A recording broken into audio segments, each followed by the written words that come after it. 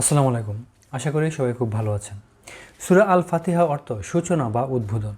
এটি কুরআনের প্রথম সূরা এবং অত্যন্ত গুরুত্বপূর্ণ একটি অধ্যায়, যা প্রতিদিনের সালাতে বারবার পড়া হয়। বেশিরভাগ ইসলামী গবেষকদের মতে এই সূরাটি মক্কায় নাজিল হয়েছে, তাই এটিকে মক্কি সূরা ধরা হয়। তবে কিছু মত অনুযায়ী এটি দ্বিতীয়বার মদিনায় পুনরায় নাজিল করা হয়েছিল।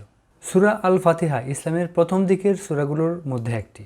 যখন নবী মুহাম্মদ সাল্লাল্লাহু আলাইহি ওয়াসাল্লাম নবুয়ত লাভ করেন, তখন মক্কার সমাজ শিরক, মূর্তি পূজা ও নৈতিক অবক্ষয়ে ডুবেছিল।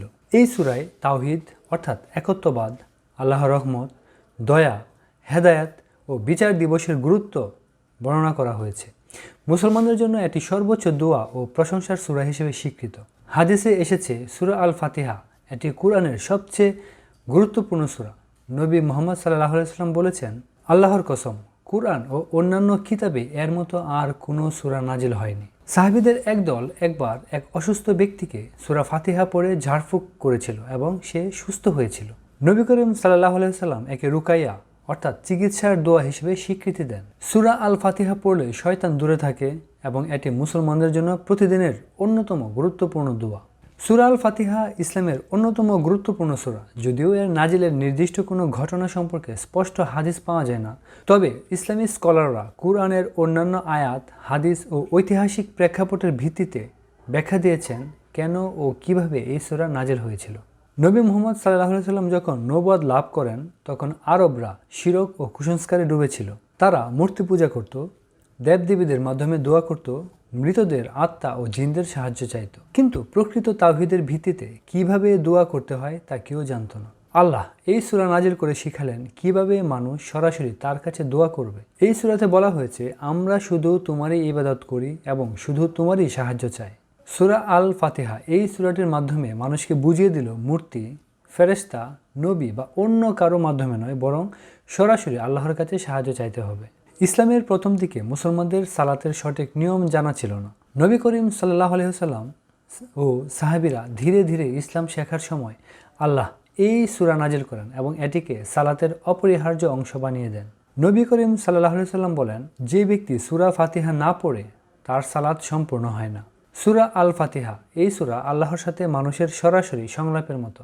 আমাদের হেদায়েত দাও, সঠিক পথে পরিচালিত করো। আল্লাহর নির্দেশিত পথ ছাড়া কোনো বিকল্প নেই।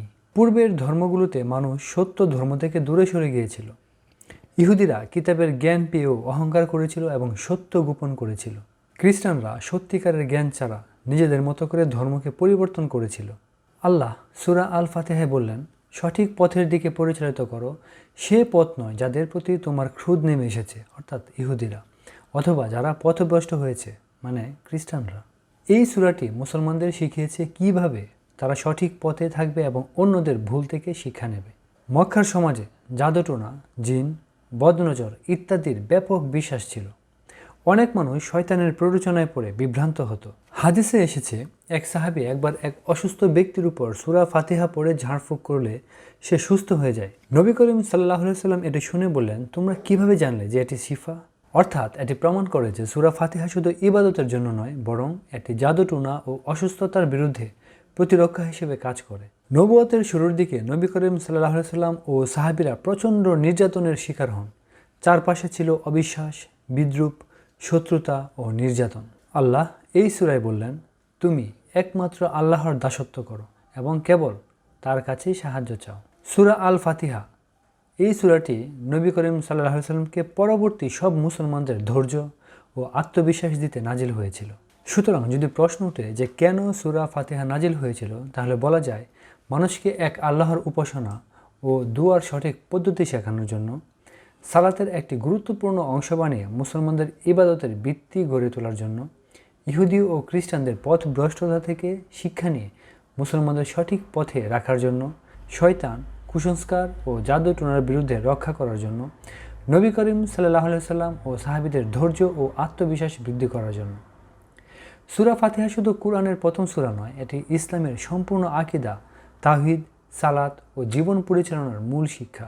সুতরাং এই সূরাতে পাওয়া যাবে তাওহীদের ঘোষণা, অর্থাৎ আল্লাহ এক ও সব কিছু তার নিয়ন্ত্রণে, আল্লাহর দয়া ও ক্ষমার পরিচয়, অর্থাৎ তিনি দয়ালু ও করুণাময়, ইবাদত ও সাহায্যের জন্য একমাত্র আল্লাহর উপর নির্ভরশীলতা, সঠিক পথের দোয়া আমরা যেন আল্লাহর নির্দেশিত সঠিক পথে চলতে পারি। ভুল পথ ও আল্লাহর ক্রোধপ্রাপ্তদের পথ থেকে দূরে থাকার শিক্ষা। সুতরাং বলা যায় সূরা আল ফাতিহা শুধু কোরআনের সূচনা নয়, এটি ইসলামের মূল শিক্ষা ও আকীদার সারসংক্ষেপ। এটি প্রতিটি মুসলমানের দৈনন্দিন জীবনের অবিচ্ছেদ্য অংশ, যা সালাতের প্রতিটি রাকাতে পড়া হয়। এটি শুধু প্রশংসা বা দোয়া নয়, বরং জীবনের সঠিক দিক নির্দেশনা প্রদানকারী এক পরিপূর্ণ শিক্ষা।